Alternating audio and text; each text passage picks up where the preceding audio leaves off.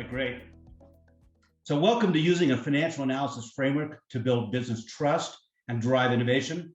As Jason said, my name is Steve Kaplan, Vice President of Customer Success Finance at Nutanix, though better known on Twitter as ROI Dude. Over a period of 20 years, I started, ran, and ultimately sold two award-winning channel partner businesses, the first focused on Citrix and the second on VMware. And rather than use conventional sales methodologies, we would use financial analysis, ROI, TCO, to help our customers evaluate disruptive technologies like Citrix, like VMware. I considered Cisco UCS to be disruptive back in its day. In fact, what you're looking at is the fall 2012 edition of Cisco's magazine. The cover story, Getting Real with ROI, was about the financial analysis work I did for Concentra Healthcare, headquartered in Dallas. And that's me in the middle of the picture speaking with Concentra's very savvy CIO, Suzanne Kosu. And Susanna told me, Steve, for years, we've been trying to get the monies we need to expand our small virtualization environment, but the most we can get is $15,000 to $20,000 at a time, not enough to even make a dent. I worked with Suzanne's staff to put together a comprehensive ROI analysis that I thought had great results, enough to turn any CFO's head. But Suzanne told me, Steve, we're owned by a private equity company with extremely stringent financial controls. We need more. When Suzanne and I presented the results to senior management and a couple of the board members, of course, we went over the numbers.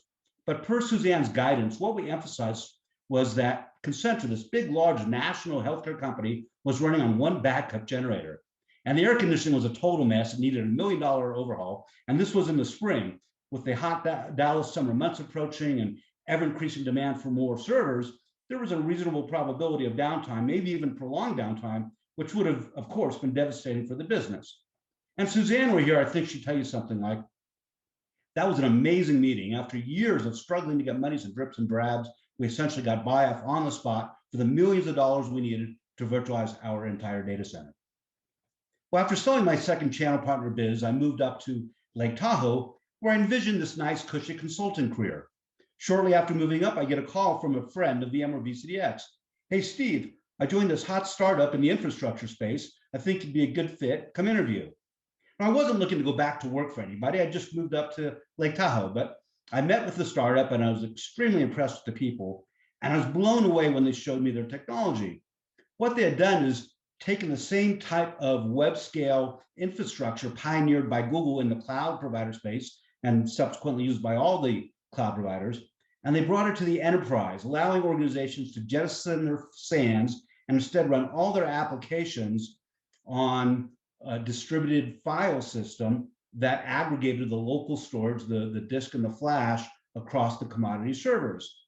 And I'm thinking to myself, if this works as it looks like it's going to, it would change the entire IT industry as we know it. But then I started second guessing myself and thinking, realistically, how often does a 50-person tiny little startup have even a prayer against the literal handful of multi-billion-dollar global giants that have completely dominated not just the data center for years, but as I knew full too well, the entire reseller channel. So I didn't join, but as I watched Nutanix's explosive growth over the year, I became increasingly convinced that they had a real shot at pulling off one of the business upsets of the decade, and I knew that I had to be a part of that. So I gave up my dreams of a cushy consulting career, went back to work 70 hours a week at a startup, and that was 8 years ago this month. But it's been this extraordinary opportunity to participate as Nutanix unquestionably has changed the industry. The technology it pioneered became known as Hyperconverged infrastructure, or HCI for short. And HCI has certainly gone mainstream. IDC said that the HCI biz was $8.4 billion last year and projects it to be just about $13 billion in 2024. And Nutanix long ago went public and joined the billion-dollar ranks itself. When I started at Nutanix, this was our marketing, the no SAN symbol. Back then, every leading data center manufacturer scoffed at this notion of ever running serious applications on software rather than on these proprietary SANs. But today, they offer their own HCI solutions. A December 2020 article in Silicon Valley Angle states, the days of selling storage controllers that mask the deficiencies of spinning disk or add embedded hardware functions, those days are gone. And even VMware, which is 85% owned by Dell EMC, tweeted earlier this year, it's nearly impossible to satisfy real-time business needs with traditional three-tier infrastructure. Over the years, I've been very fortunate to co-author, along with senior technical architects, 5 books on Citrix, 3 on VMware. I wrote the business parts. My co-authors all told me that I wrote the easy parts. Well, in 2019, I came out with my first solo book, The ROI Story, A Guide for IT Leaders. Mark Templeton, the very well-known and longtime CEO of Citrix, graciously wrote the foreword. And the book is geared toward helping IT professionals utilize a financial analysis framework, not just for evaluating disruptive technologies, but for the ones that make sense. That how do you build a compelling business case around the analysis in order to gain the budget you need to actually deploy the technology. In my book, I make the case that the legacy data center model, the SAN-based data center model, is broken. And I give a lot of examples supporting this assertion, but this is my favorite. This is a tweet by Mustafa Kali, who authored the book, Storage Design and Implementation in vSphere 6. And he bragged on Twitter that he fit all 1,242 pages in one volume. I mean, 1,242 pages. This is a big, thick, heavy book. Pre-pandemic, when I used to travel, I would sometimes lug it along as a speaking prop. It would take up over a fourth of my suitcase. One time, a TSA agent stopped and searched my suitcase because he didn't believe me when I told him that big object that showed up in the X-ray was a book. Now, in contrast, the Nutanix equivalent to storage design and implementation in vSphere, because even though we have our own hypervisor, 48% of our customers still run vSphere, is a 22-page tech note. So the 1,220-page delta represents all of the complexity inherent in SAN-based architecture. And this complexity drives up the cost because you now have to manage more pieces, requiring more effort. You have to have specialized skill sets in SANs and storage networks. In fact, many organizations have one or more full-time IT staff just dedicated to storage administration. On top of everything else, more moving parts means less reliability. Nutanix recently issued its 3rd annual Enterprise Cloud Index. This is a report compiled by the research organization Vanson Bourne, who surveyed 3,400 IT decision makers from across the globe, including 345 healthcare organizations. 70% of the healthcare respondents said that the COVID-19 pandemic has caused IT to be viewed more strategically within their organizations, something, of course, that CIOs across all industries have pushed for years. But unfortunately, this is not likely the case for the 27% of the healthcare organizations that still run traditional non-cloud enabled SAN-based data centers, which is more than any other industry. When roughly 70% of IT's budget is spent keeping the lights on, it doesn't leave many resources for responding quickly to business needs, let alone for driving innovation. And without the trust and support of the business, IT is typically relegated more to the role of cost center rather than innovation center. I found that over the years, an informal process to evaluating disruptive technology often does not work well for many factors, one of them being personal agenda. For example, maybe an administrator is getting ready to retire in a couple of years, and he doesn't want to have to learn a new technology and figure out how to deploy it. Or perhaps somebody else has years of legacy relationships that she's established with her vendors that she highly values. Or someone else has built her career upon achieving legacy certifications, and she doesn't want to see that go away. When you have these types of personal agenda, it makes it difficult to get unbiased results over to the decision makers. And I certainly believe that this is a big minority of the situations, that most IT professionals are genuinely curious about new technology. They want to learn about it. If it makes sense, they want to bring it into their organization, even if it's at the expense of their own comfort levels. But even in these cases, that are still subject to what we call confirmation bias. Imagine, for example, that we could go back in time 30 years and we see a would-be taxi passenger standing miserable in the rain, fruitlessly trying to hail a cab. And we go up to her and we say, hey, you know, in 30 years, there's going to be these new technologies, the internet, smartphones, GPS, and ride-sharing companies like Uber and Lyft that will transform your transportation experience into something that's simple and predictable and even pleasant. She would probably lack the context to really understand what it is we're talking about. Well, in my decades of evaluating disruptive technologies, especially when it comes to the financial nuances of those technologies, I've seen this confirmation bias appear again and again, that people look at the new technology through the status quo lens of what they know. As just one example, as I mentioned, Nutanix pioneered HCI almost 10 years ago now, certainly mainstream, and yet we still get questions all the time, like what is your cost per gigabyte or per terabyte? Because that's how we measure storage. And it's a great metric if you're going to buy a new SAN or NAS. I mean, I don't know why anybody would in today's world, but it's a great metric if you do. But it makes absolutely no sense in a hyperconverged world. Let's take another example, the whole status quo bias, the whole virtualization lifecycle. When I started my VMware consultancy in early 2005, VMware was certainly already mainstream, was used around the globe. vMotion had been out for a year and a half. But the biggest objection we would get from IT professionals, you will never put my production server into a virtual machine. Now we laugh about that today, right? And yet Gartner, who's in the business of projecting IT trends, saw years ago what was happening, this transformation of virtualization in the public cloud space, and they retired their Magic Quadrant for virtualization. Actually, it was 4 years ago next week. And today, every leading public cloud provider, as well as Nutanix, a leading hybrid cloud manufacturer, while we all support legacy commercial standalone hypervisors, for our own customers, we all offer native Linux, in fact, all but Azure are KVM-based hypervisors that are seamlessly integrated into our software-defined stacks.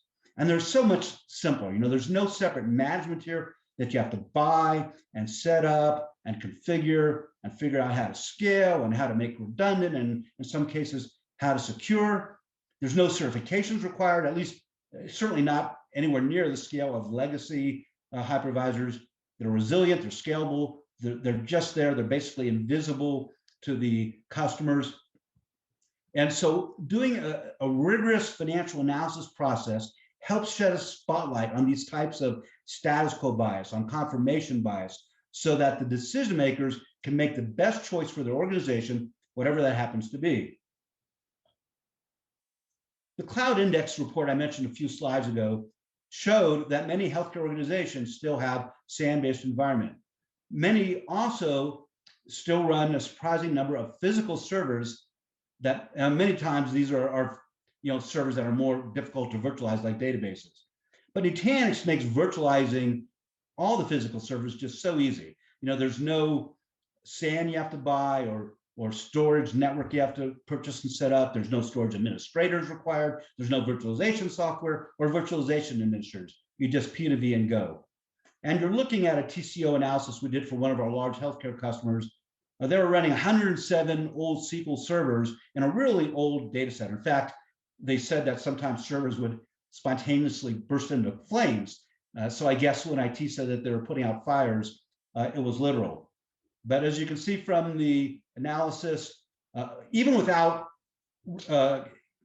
calculating what were huge administrative savings, the 5-year projected ROI was 223%, $3.7 million with just a 16.5-month payback.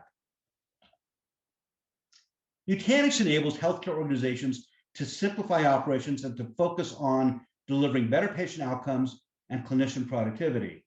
For example, Asaya Nathaniel, CIO of Delaware Valley Community Health, said, before Nutanix, we were averaging a 171-second login time after migrating our databases to Nutanix, and now takes us less than 19 seconds to access an EMR application. Our staff can meet or exceed their workload expectations and see more patients per day. Nutanix was the best decision I made as a CIO. And when the pandemic hit, The versatility of Delaware Valley's HCI infrastructure enabled them to shift 75% of their workforce to remote work capabilities in just a matter of days. Carl Frank, server team manager at UW Health, said about their Nutanix deployment, the financial benefits to UW Health have been quite substantial. Last year, we were actually able to give back a couple of $1 million in our budget that we ended up not spending because we didn't need to buy as much equipment. Jeremy Bernstein, CTO at President's Health, said, with Nutanix, you don't have a separate compute environment connected to a fiber channel environment, connected to a storage environment, with a lot of different things that can fail along the way. With Nutanix's simple approach and great resiliency, we are able to ensure that our EMR is always running and our patients get the highest quality of care. Hey, you know what? Let's go ahead and do our first poll. Jason? Thank you, folks. So first poll we're launching here is all around funding for large projects. So when you need funds for a large project, what do you require?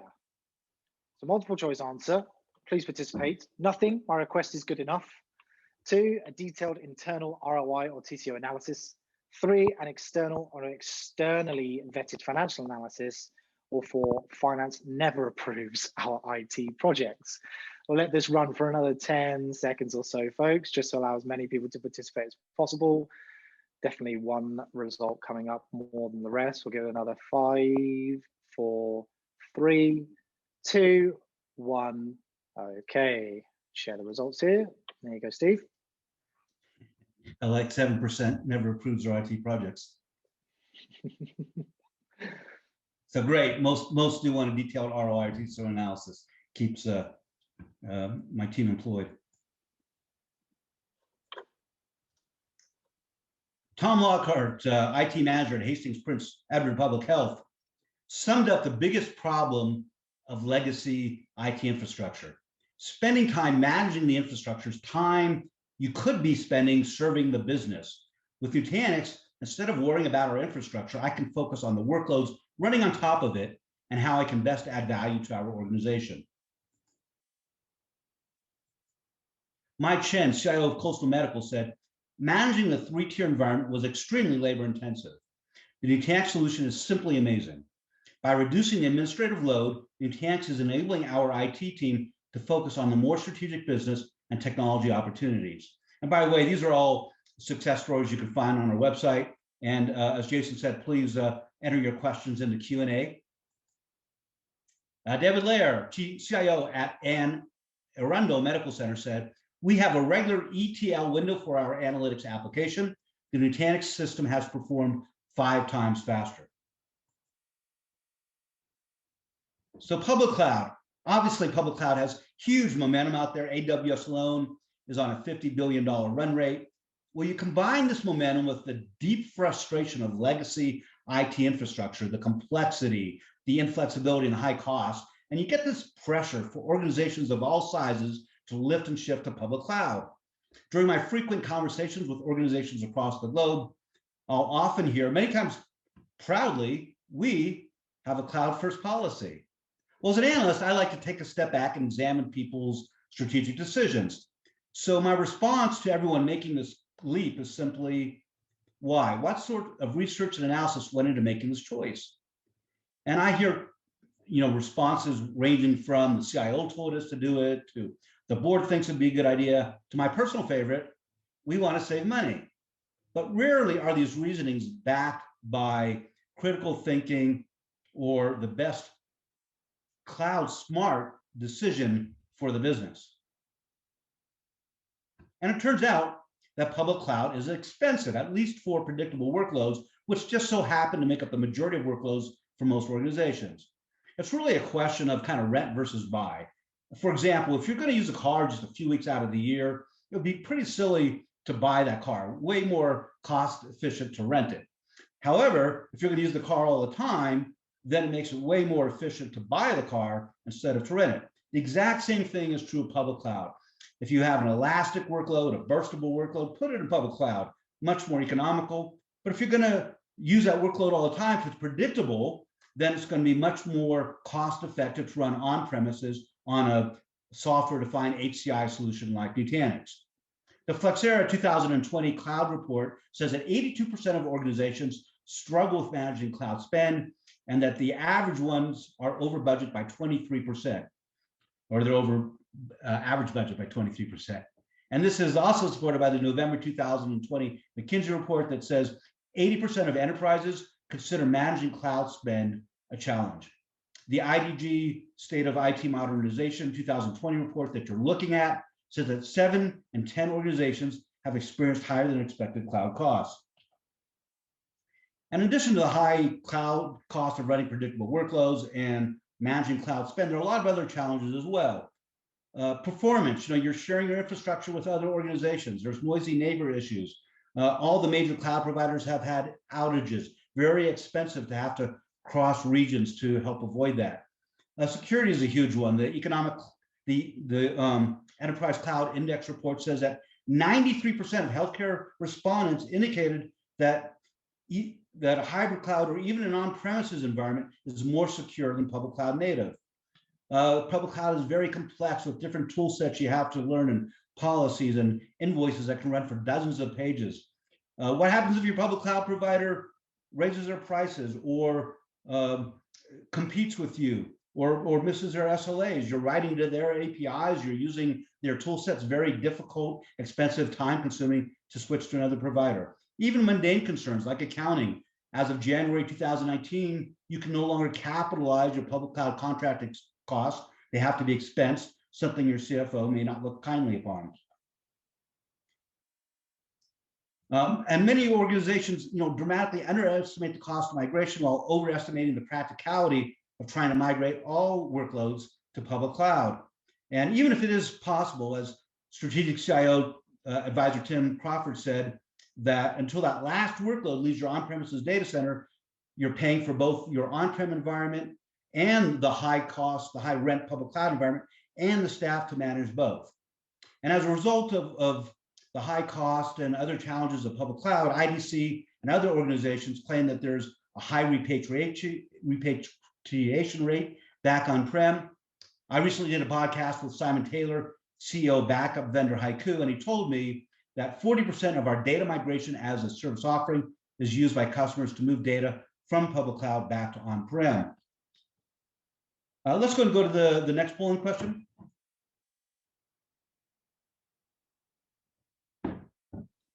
Okay, folks, so poll number 2, same process as before. This one is around virtualization. So how virtualized is your organization? Options up there, 100% of x86 servers that can be virtualized are virtualized. Number 2 is we're 80% to 90% virtualized. And number 3 is we have a long way to go. So we'll let this run for another 9, 8, 7, 6, 5, 4, 3, 2, 1. In that poll and share those results. There you go, Steve. Wow, interesting. That's lower virtualization than I expected. Wow, okay. Thank you. So I wrote an article for Forbes last year about using a formal financial analysis framework, not only to help mitigate status quo bias, but also to help alleviate all this pressure to lift and shift to public cloud.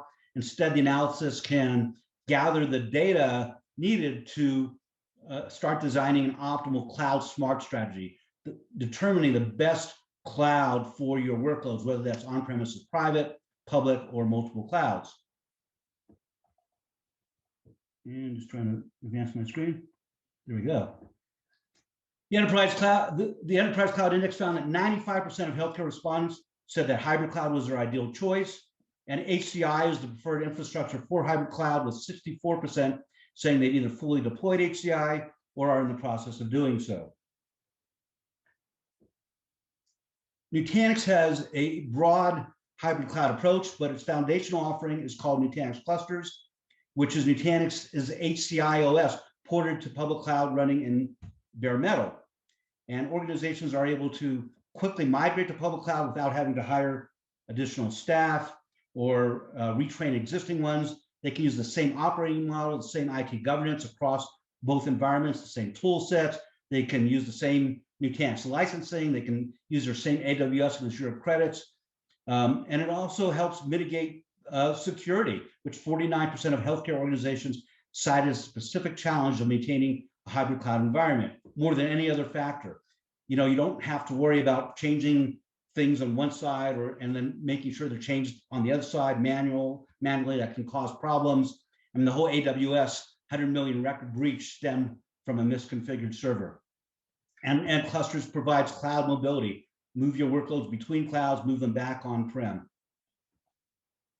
It also does another amazing thing. For most workloads, Nutanix Clusters actually reduces the cost of public cloud, even including the cost of clusters. And this is because it mitigates these inefficiencies in public cloud.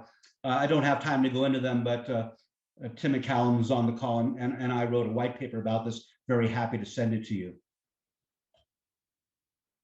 And this is an actual analysis we did for an organization comparing on-prem with public cloud. You can see on the far left was their legacy 3-tier environment. On the far right was Nutanix Clusters. For this example, Clusters was a little bit more expensive than the 3-tier environment. In many cases, it'll be less. It was more than the on-prem Nutanix environment, but it was millions less than the cloud-native environments. I didn't even include the cost of refactoring applications for cloud-native, something that is often very expensive. I had a team of business value analysts at Nutanix who help customers with ROI TCO. We also do something as part of Project Superhero. I don't know if any other IT manufacturer does. We do look-back analyses. So we'll go to a customer who's been running Nutanix 18 months, 3 years, 5 years, and we'll help quantify how much have you saved in hardware, software, OpEx. How has it impacted your IT staff, quality of life, and churn now that they no longer have to work nights and weekends doing upgrades? How's it impacted your business? This was an example we did for a healthcare organization. And we showed them that when they went from 3-tier in 2016 to Nutanix in 2017, that their cost of downtime went from $30 million, almost $30 million down to essentially nothing. The CIO of Seattle Children's spoke at our keynote at the Nutanix virtual conference later last year, and he credited Nutanix with providing them with 5 nines of uptime for the 4,000 people a day running on Citrix. Nutanix's award-winning CIO, Winnie Pfeiffer, says to relax about the technology, focus on the business. I couldn't agree more. My team, we always strive to understand what the business objectives are, map those back to the IT initiatives, and then ultimately back to the disruptive technology. And Jason, let's go to our last poll. Okay, folks, last time for this particular session. All around IT and business alignment, how aligned is IT with the business? 3 very straightforward options for you there. We are in lockstep all the time. We periodically interact to ensure IT is working in the same direction. Or lastly, we're still waiting to get introduced to the business. So let's run for another 5, 4, 3, 2, 1. Okie doke. Let's have a look at those results. Nice. That last question actually did come from my days as a channel partner when we had to introduce different departments of IT to each other and to the business. It's a shame one person's still waiting to be introduced there, Steve. Right.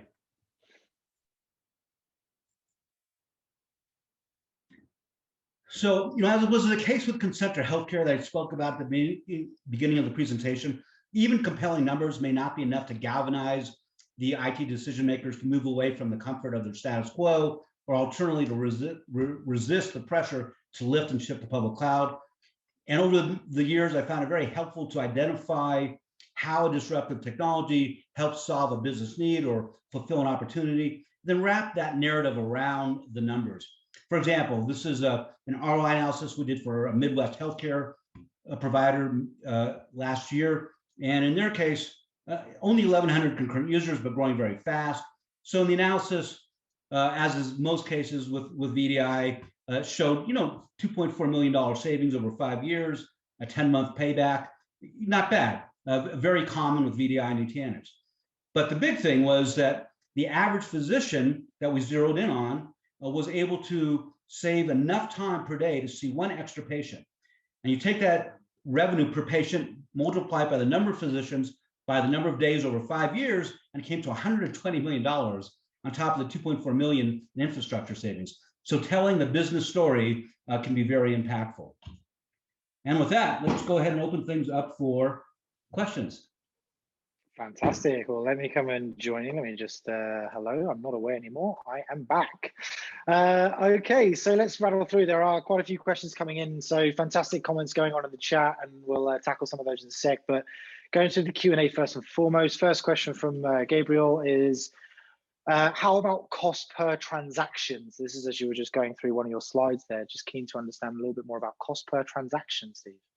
Yeah, I'm not exactly sure what I mean by that, but what Gabe means by that. But I urge caution on cost per anything, cost per VM, cost per transaction, cost per user, because you tend to get virtualization in general, and like running on Nutanix, software-defined infrastructure, kind of changes the game. So it makes it very difficult to compare versus the legacy way of doing things. I much prefer an overall TCO analysis or an overall ROI analysis, depending on the situation. And then you can always divide the results, if you want to, for your own edification. But I urge caution on that. Actually, I have a section of the book devoted to that. Nice. Good. Thank you very much. For smaller healthcare organizations, where should we begin to look at moving into a hyper-converged system? Well, the great thing about hyperconverged is that you don't have to rip out and replace things. So I'd say do the math first, make sure because it makes sense over a 5-year period, which it almost inevitably will, and then you just decide what use case makes sense. If you still have physical servers, certainly virtualize those, because that's just an absolute no-brainer with Nutanix. If you have physical desktops, it's probably a no-brainer as well.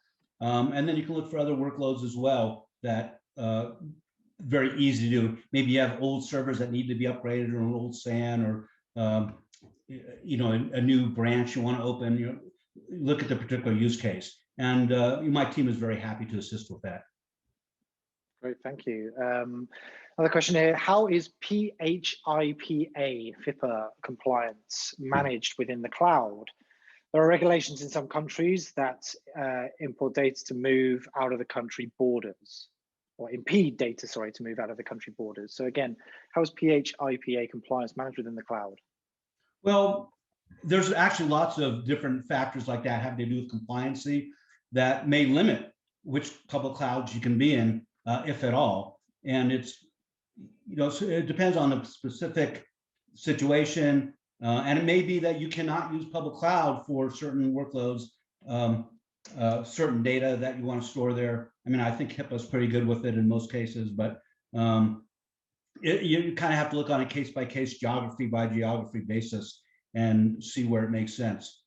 So, I mean, there's certainly a lot of other factors about public cloud other than financial and some of the challenges I mentioned, but then there's also compliancy, and there may even be customization required. Maybe your security needs to be customized in a certain way, or you have compliancy regulations that are very difficult to meet in a kind of a rigid public cloud environment. Well, that's a great time to run it on premises where you do have much greater flexibility, but again, putting in a smart cloud, hybrid cloud environment so you're able to benefit from simplicity and lowest overall cost of running both environments together. Great question, though. Well, continuing along the line, the subject around hybrid cloud, Sylvia asks, how do you feel about a hybrid cloud environment? Your presentation suggests that ROI isn't really fully implemented unless there are no servers left in the data center. So how do you feel about hybrid cloud in general? Well, I personally believe, I agree with the survey that 95% healthcare providers say that it's the ideal operating model. In most use cases, I don't think it's realistic today to move everything to public cloud. And even if you could, it's very, very expensive. And cost still drives a lot of considerations. And as you mentioned, compliancy, customization. So I think the hybrid cloud operating model is ideal if you have something like Nutanix clusters which is basically abstracting the cloud layers so you can have, again, the same security policies, IT governance, operational model, and cloud mobility, expanding the whole environment. That it makes hybrid cloud simple and takes away almost all the risk. Great. Another question here. What are your thoughts on sharing EHR data with HIE? EHR data with HIE? I really don't have any thoughts on that because yeah, that's kind of outside of my purview. Got you. Apologies for that, David. No worries at all. Have you had the same types of results and stats in other vertical markets with companies of similar sizes? That was from Bob. I'm assuming that was pertaining to one of the answers you gave. Yeah, absolutely. This tends to be universal across finance, government, higher education, on and on. I'd say that one of the biggest differences in healthcare, and I don't know why this is the case, again, but for whatever reason, healthcare in many cases is still running more legacy infrastructure, on-prem, more physical servers than you find in a lot of other industries today. So I think there's even more opportunity in healthcare to kind of leapfrog the steps that some other people made and save more money right off the bat. And you also have clinical workers, they're very, very expensive. So anything you can do to increase productivity of clinical workers is going to have massive results. And then anything you do to improve patient care and improve patient care can even result in saving lives. So I think healthcare is just a wonderful opportunity for modernizing data center with a cloud smart approach. Definitely. Our prize winner from yesterday, Kurt, asks a very candid question, a couple of questions around Nutanix in general, actually. I'll kind of use that to close things off to a certain extent. But where is Nutanix in your effort to go into a subscription model versus a capital/purchase model? We are 100% there in a subscription model, and everything we focus on and push is all subscription. And in fact, I mentioned that one of the great things about Nutanix clusters or hybrid cloud solution is that when you buy Nutanix on a subscription basis for your on-premises environment, you can also move it right to your public cloud environment. Great. Another question here, where is Nutanix in the Gartner Quadrant? And the reason being is Sylvia's particular university puts a lot of high value on Gartner, and that seems to be a common theme amongst a lot of organizations.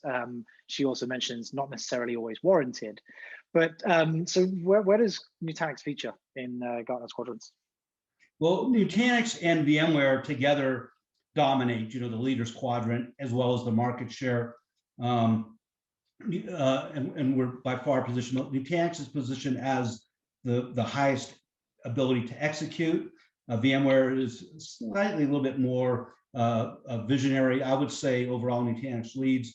According to IDC, the software-based numbers, IDC leads in market share as well. Nutanix leads in market share as well. Remembering that, VMware is massively bigger than us and has been around far longer and all these global customers. So as I mentioned, I started Nutanix, or they first approached me when they had 50 employees. I think they've just done this extraordinary job in creating an industry and maintaining the leadership. And there's lots of great articles out there about why that's so from a technology standpoint, as well as from a financial and a business standpoint. And then final question to you, which is kind of actually a nice continuation of what you just said there, but what do you attribute the explosive growth that Nutanix has experienced and enjoyed since the company started in 2009? So what do you attribute that growth to? I think there's a lot of factors. I think Nutanix has done a lot of things right over the years, and the things we've done wrong, we've learned some. But the ultimate thing I would personally say is simplicity. We didn't take a legacy SAN and try and retrofit it as a virtual SAN, bringing in a lot of the baggage of SANs when you do that, like RAID group management and so on. We started fresh.